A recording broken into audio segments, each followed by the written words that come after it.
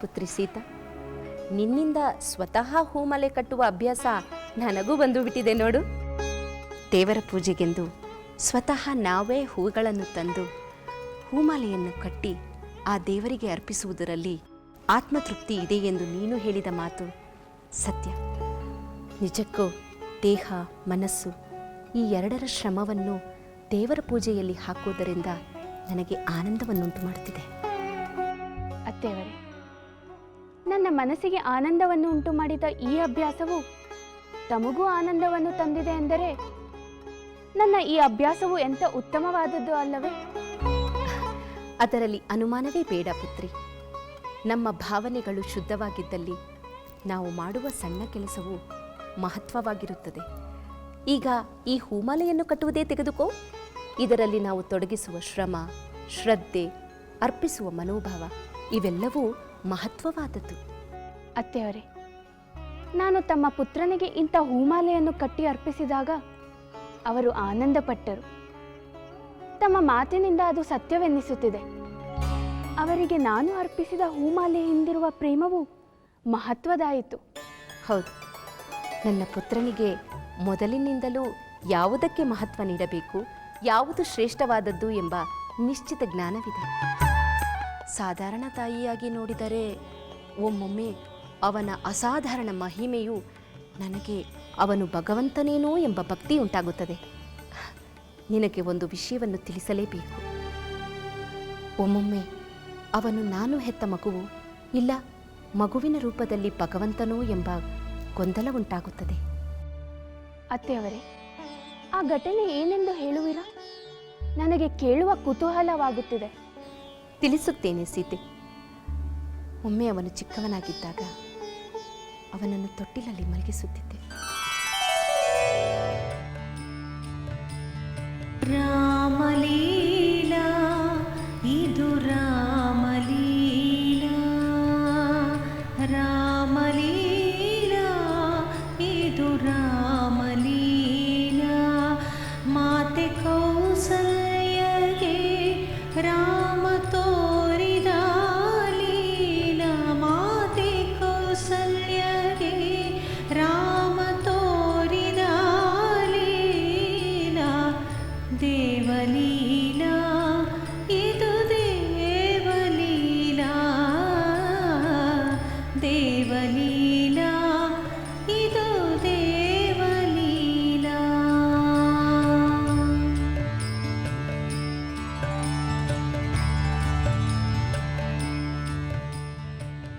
ದೇವದೇವನೇ ಇಲ್ಲಿ ಮಗುವಾಗಾಡಿಹನೆ, ಮಗುವೇ ಇಂದಿಲ್ಲಿ ದೇವದೇವನಾಗಿಹನೆ.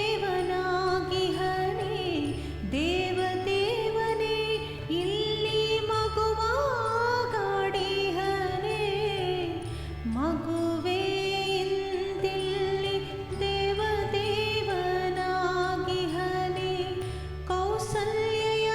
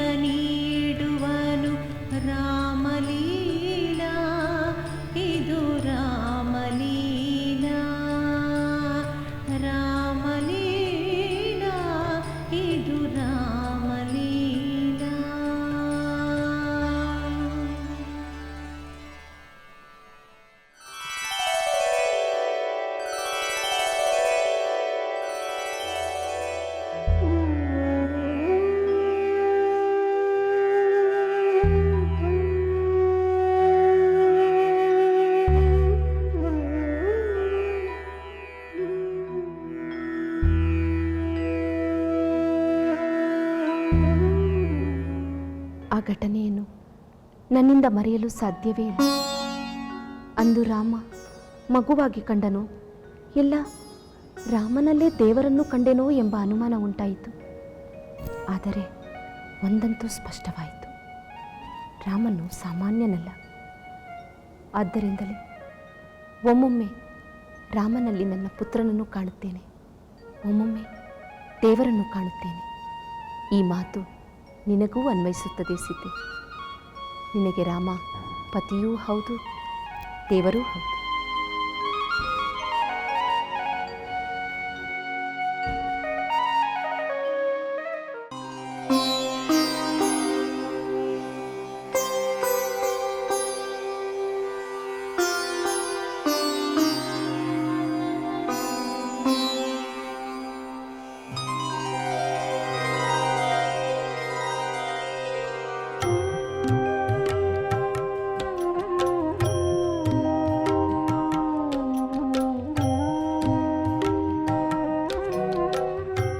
ಊರ್ಮಿಳಾ, ನೀನು ಮಾಂಡವಿ ಶ್ರುತಕೀರ್ತಿ ಬಗ್ಗೆ ಯೋಚಿಸುತ್ತಿರುವೆಯಾ? ನಿನಗೆ ಹೇಗೆ ತಿಳಿಯಿತು ಸಹೋದರಿ? ನಾನು ಅವರ ಬಗ್ಗೆಯೇ ಯೋಚಿಸುತ್ತಿದ್ದೇನೆ. ಅವರಿಬ್ಬರು ನನಗೆ ನೆನಪಾದ ಹಾಗೆ ನಿನಗೂ ಕೂಡ ನೆನಪಾಗಿರಬೇಕು ಎನ್ನಿಸಿತು. ಅದಕ್ಕೆ ಕೇಳಿದೆ. ನಾವು ಮಿಥಿಲೆಯಲ್ಲಿದ್ದಾಗಲೂ ಹೀಗೆ ಆಗುತ್ತಿತ್ತಲ್ಲವೇ? ನಾವೆಲ್ಲರೂ ಚಿಕ್ಕ ವಯಸ್ಸಿನಿಂದಲೂ ಒಟ್ಟಾಗಿ ಆಡಿ ಬೆಳೆದೆವು. ಚಿಕ್ಕಪ್ಪನವರು ಸಾಂಕಾಶ್ಯ ನಗರಕ್ಕೆ ತೆರಳಿದಾಗ ಶ್ರುತಕೀರ್ತಿ ಮತ್ತು ಮಾಂಡವಿ ಅವರ ಜೊತೆ ತೆರಳಿದರು. ಮತ್ತೆ ಮಿಥಿಲೆಯಲ್ಲಿ ನಾವಿಬ್ಬರೇ ಉಳಿದೆವು. ಅಯೋಧ್ಯೆಗೆ ನಾವು 4 ಒಟ್ಟಾಗಿ ಬಂದೆವು. ಆದರೆ ಶ್ರುತಕೀರ್ತಿ ಮತ್ತು ಮಾಂಡವಿ ಕೈಕೈ ರಾಜ್ಯಕ್ಕೆ ತೆರಳಿ ಇಲ್ಲಿ ಮತ್ತೆ ನಾವಿಬ್ಬರೇ ಉಳಿದಿದ್ದೆವು. ಹೌದು ಊರ್ಮಿಳಾ, ಆದರೆ ಮಿಥಿಲೆಯಲ್ಲಿ ನಾವು ಚಿಕ್ಕವರು. ನಮ್ಮ ಅಗಲಿಕೆಯನ್ನು ಆಟ ಪಾಠದಲ್ಲಿ ಕಳೆದು ಮರೆತು ಬಿಡುತ್ತಿದ್ದೆವು. ಆದರೆ ಈಗ ಹಾಗಾಗುವುದಿಲ್ಲ. ಅವರನ್ನು ನಾವು ಪದೇ ಪದೇ ನೆನೆಯುವಂತಾಗುತ್ತದೆ. ಸಹೋದರಿ ಸೀತೆ, ನನಗೊಂದು ವಿಚಾರ ಹೊಳೆಯುತ್ತಿದೆ. ಕೈಕೈ ರಾಜ್ಯದಲ್ಲಿರುವ ಶ್ರುತಕೀರ್ತಿ ಮತ್ತು ಮಾಂಡವಿಗೆ ನಾವೇಕೆ ಒಂದು ಸಂದೇಶವನ್ನು ಬರೆದು ಕಳುಹಿಸಬಾರದು? ನಾವವರನ್ನು ನೆನೆದಂತೆ ಅವರು ನಮ್ಮನ್ನು ನೆನೆಯುತ್ತಾ ಇರಬಹುದಲ್ಲವೇ? ನಮ್ಮ ಸಂದೇಶವನ್ನು ನೋಡಿ ಸಂತೋಷಗೊಂಡು ಅವರು ನಮಗೆ ಸಂದೇಶ ಬರೆಯಬಹುದಲ್ಲವೇ? ಹಾಗಾದರೆ ಸಖಿಗೆ ಲೇಖನ ಸಾಮಗ್ರಿ ತರಲು ಹೇಳು. ಸಂದೇಶವನ್ನು ಬರದೇ ಕಳಿಸಿ ಬಿಡೋಣ. ಲೇಖನ ಸಾಮಗ್ರಿಯನ್ನು ತೆಗೆದುಕೊಂಡು ಬನ್ನಿ. ಆಗಲಿ ಮಹಾರಾಣಿ.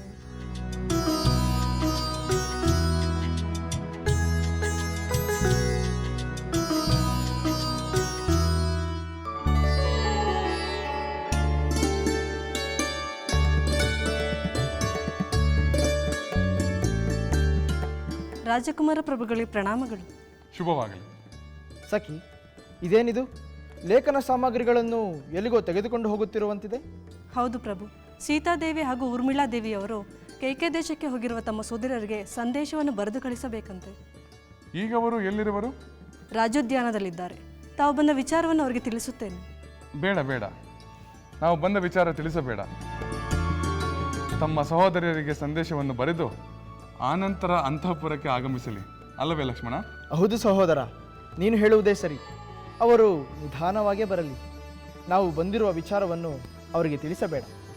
ಆಯಿತು, ಹಾಗೇ ಆಯಿತು.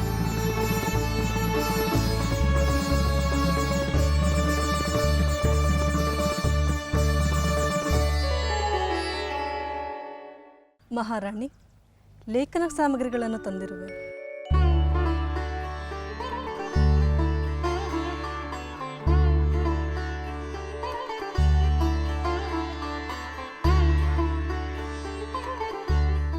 ಸಹೋದರಿ, ನೀನು ಹೇಳು, ನಾನು ಬರೆಯುತ್ತೇನೆ. ನಾನೇ ಹೇಳಬೇಕೆ? ನೀನೇ ಹೇಳು, ನಾನು ಬರೆಯುತ್ತೇನೆ. ಬೇಡ ಸಹೋದರಿ, ನೀನು ಹೇಳುವ ಪದಗಳಲ್ಲಿ ಇರುವ ಶಕ್ತಿಯೇ ಬೇರೆ. ನೀನು ಹೇಳು, ನಾನೇ ಬರೆಯುತ್ತೇನೆ.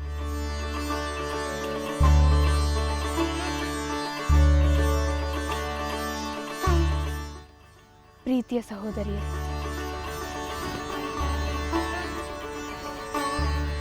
ನೀವು ಅಲ್ಲಿ ಕ್ಷೇಮವೆಂದು ಭಾವಿಸುತ್ತಿದ್ದೇವೆ. ನಾವು ಇಲ್ಲಿ ಕ್ಷೇಮವಾಗಿದ್ದೇವೆ. ನೀವು ಬರುವುದಕ್ಕಾಗಿಯೇ ನಾವು ಕಾಯುತ್ತಿದ್ದೇವೆ.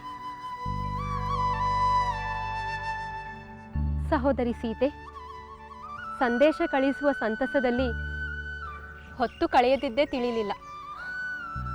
ಸಂಧ್ಯಾವಂದನೆ ಮಾಡುವ ಸಮಯವಾಗಿದೆ. ಹೌದಲ್ಲವೇ?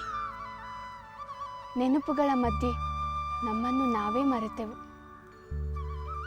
ಸಮಯ ಕಳೆದದ್ದೇ ತಿಳಿಯಲಿಲ್ಲ. ಸಹೋದರಿ, ನನ್ನ ಮನದಲ್ಲಿ ಏನೋ ಕಳವಳವಾಗುತ್ತಿದೆ. ಕಳವಳವೇ? ಏಕೆ ಸಹೋದರಿ? ಅವರು ಬಂದಿರಬಹುದು ಎನ್ನಿಸುತ್ತಿದೆ. ಅವರು ಎಂದರೆ? ಅವರು ಎಂದರೆ ನನ್ನವರು. ಈ ಲೇಖನವನ್ನು ನಾಳೆ ಮುಂದುವರೆಸೋಣ. ಈಗ ಹೊರಡೋಣ ಬಾ.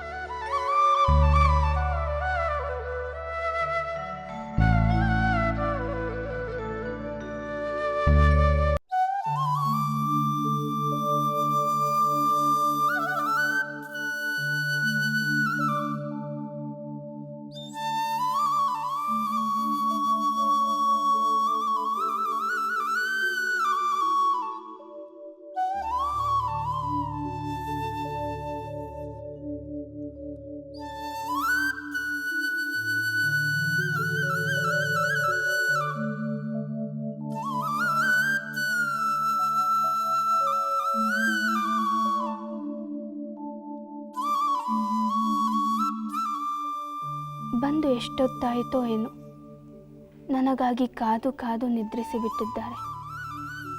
ಆದರೂ ಇವರ ಮನದಲ್ಲಿ ಕೊಂಚವೂ ಬೇಸರ, ಕೋಪವಿಲ್ಲ. ಎಂತಹ ಪ್ರಶಾಂತತೆ! ಅರಳಿದ ತಾವರೆಯಂತೆ ಮಂದ ಹಾಸದಿಂದ ಮೋಹ ಹುಟ್ಟಿಸಿ ತನ್ನಂತ ಸೆಳೆಯುತ್ತಿದೆ.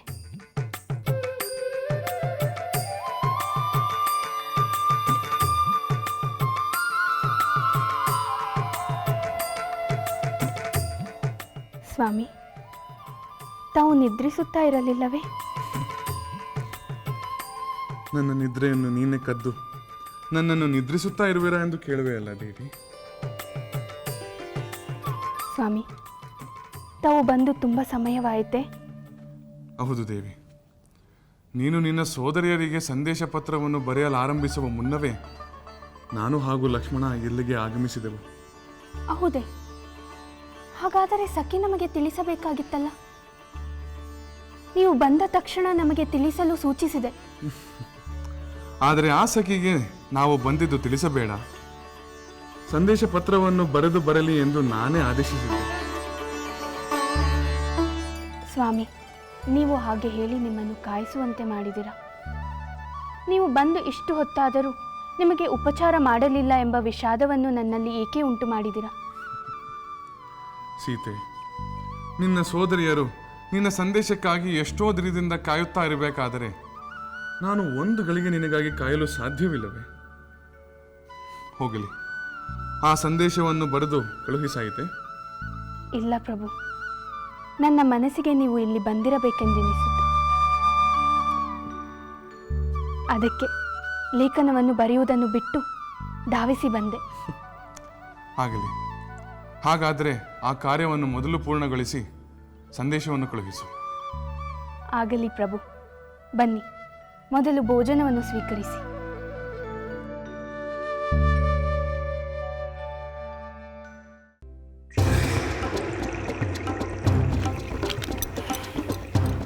ಪ್ರಭು, ತಾವು ಯಾವಾಗ ಬಂದಿರಿ? ಸೂರ್ಯ ಮುಳುಗುವ ಮುನ್ನವೇ ಬಂದೆ.